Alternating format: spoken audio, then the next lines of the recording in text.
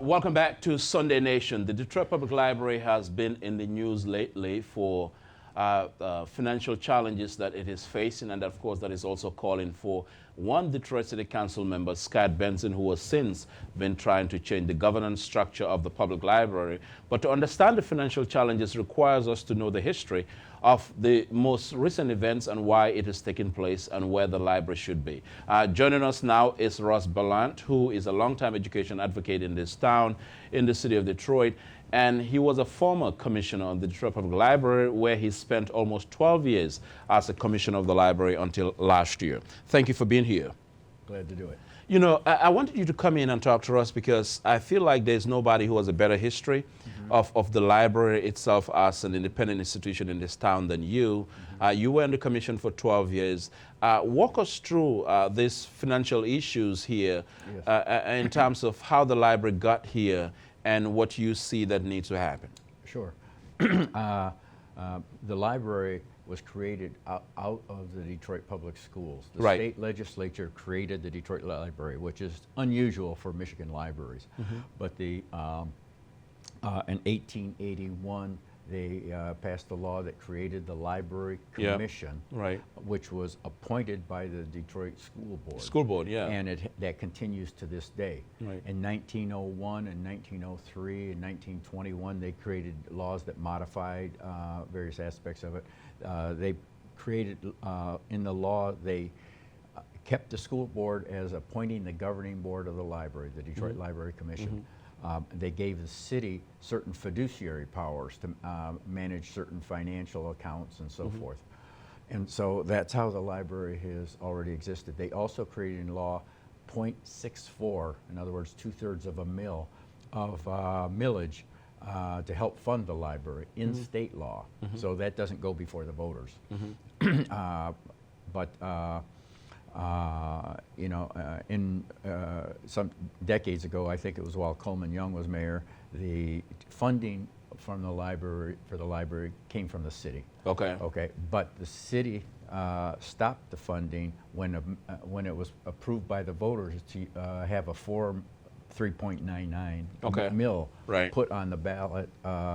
That Detroit citizens, property owners, would pay the cost of funding the library because of its growth and expansion. That's the current model? And that's the current model. Okay. That's correct.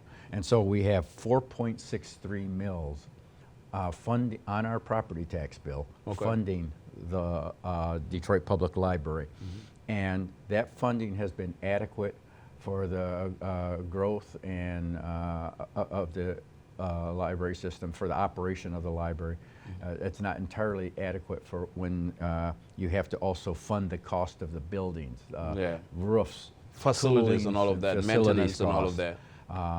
And in 2009, the city put on the ballot a bond proposal that would raise, I don't know, $20-some million, $25 million, $21 million for the library for facilities, and the bonds would be sold to meet that, you know, and the city never followed through with its obligation. They got the bond passed because they wanted to fix also municipal buildings, but in the 14 years, the library has never seen a dime of that money. And so the library has to fix its roofs and its HVAC systems and everything else out of the cost of operations, which is not a sound way to do things, you know, because if you have a big emergency, you know, you can't shut down library branches so that you can fund that emergency, you know. That's not the model we want. So that's kind of where the money issues begin. And then So let me get this straight. So right now the city is not giving the library a dime. That's correct.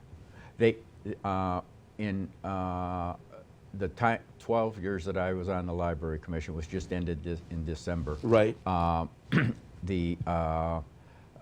was one allocation that was made in two separate motions, but it was one allocation because DTE has changed the power grid of the cultural center. So the DIA, the Historical Museum, and the main library were used to getting 4,800 volt feeds into their buildings. well, DTE wanted to cut that down to 480, and while they were doing this whole rebuild, and so our HVAC cooling systems would not work under that. So there was an agreement from because the city was managing this whole project, there was agreement that the city would provide the money for changing the HVAC system so that it could adapt. However, the grid infrastructure. Yeah. However, that the votes were taken at City Council, clearly approved, but the city has never actually come through and actually done what they committed to do 2 years ago. And I'm about to tell you why if you're ready for that. Go ahead. In 2020, December of 2020 and in early 2021, 2 employees that we understand were members of the city's finance department committed massive acts of wire fraud and stole money from the library. They attempted over $600,000. And these were employees from where? The finance department of the city of Detroit. This is what we were told early on. Now the city is saying we don't know if they were employees or not. So these were not employees of the library. They were employees of the city of Detroit Finance Department. Yes, because the city, based on state law, set up the accounts. They chose the bank, they set up the account, and they control all the expenditures out of that account. When the library needs an expenditure, they send a request to the city to issue the check. The library does not draw on that 4.63 mil revenue directly. Okay. So the city controls that fund. So the city controls it. So these employees committed these acts of wire fraud. Some of the money was recovered, but $407,000 was not. And when we found out about it and communicated with the city said, well, tough luck, you just going to have to eat the loss. And you know, and if you don't like it, sue us. We have immunity. We have public governmental immunity, so you can't sue us. And the posture of the Library Commission unanimously was that the city has an obligation to the library. But the posture of the city of Detroit, this seems kind of, the posture of the city of Detroit, and I want to talk about Scott Benson as well, a member of the city council. The posture of the city of Detroit, it makes it look as if this wire fraud that was committed here came from the library staff or some sort. Well, I mean, there is no indication out there that it's from the city itself, and this funding is controlled by the city, which means the library doesn't have direct access to this funding, and the propensity for someone from the library to, you know. Well, you know, Scott Benson is a completely unreliable reporter on anything related to the library. He makes factual statements routinely. I've transcribed and sent corrections to City Council about things that he said. That have factual errors.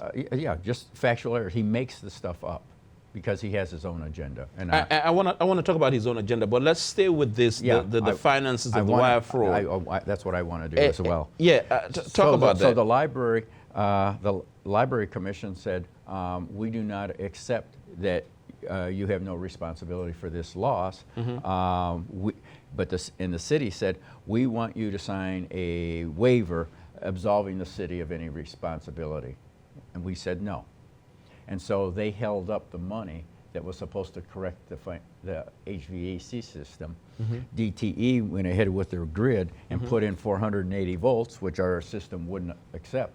So in the end, DTE had to spend $160,000 to put in a transformer to supply us our own voltage. And to this day, even though the city promised last year, in 2022, that they were going to move forward on the project, they still haven't. That's the information that I have. It hasn't even been put out for bid. And so in basically what you're trying to tell me that the city of Detroit, city government hasn't really embraced or supported the functioning of the library. They are not doing anything about the fraud. They are not doing, and then when we try to stand our ground, they extort us. And they say, we're not going to give you your HVAC system unless you sign waivers saying we're not responsible for what our employees did, and and you know, and since they have statutory responsibility to protect those monies, they're not doing it. We feel they owe us the money. We're not asking for penalties. We're not, you know, and we were all doing this in discreet communications. We were not going public and communicating. You were not fighting it in the media. Yeah, we wanted to be discreet. They pay for it, and everything moves forward. It's no loss to the library. But after basically 2 years, now that I'm not on the commission anymore, I felt there was a public duty to report what's going on. Yeah. And then the other problem, the one that really is crippling the library, is the library gets 90% of its money from the millage. So if there's no millage, there's no library system. Right. Because even most of that 10% wouldn't come to us if we didn't have a millage. Yeah. So when the people pay their property taxes, they believe that 4.63 is going to the library. They think those millages for the schools are going to the schools. But the mayor is redirecting that money, and in the last few years it's been like $3.5 million, which is you know, about 14% of our millage. And he's giving it to development projects downtown. The people don't know this. 99% of the people think that that money is going where it's supposed to go. They take it and they say because of the state law that it can do this, which there's truth to, excuse me, but but the fact of the matter is it's their decision. And so the library, to keep its branches open and keep ourselves vital for the people, has borrowed from its reserve funds to keep the library open on and off since 2019. And now the mayor has come, people recently, a couple months ago, came out and said they're going to increase their tax capture. In other words, the diversion of our money to the downtown developers to $4.2 million. Now, and every year thereafter, they're going to increase it to $100,000. So in 5 years, it'll be almost $5 million. Add to that the city takes out of our account $1.2 million, which they call an administrative fee. Our auditors, our staff and our auditors. The city takes an administrative fee? Administrative fee. Our auditors and our staff have said, could you please send us a statement outlining what this $1.2 million is paying for? No, we're not going to tell you. They blow us off. So hold it. Let's go on a quick break. We'll be right back with more. We're going to do one more segment here with Russ Bellant, longtime library commissioner here, explaining this big tug of war between the city of Detroit and the Detroit Public Library. Stay with us right after this break.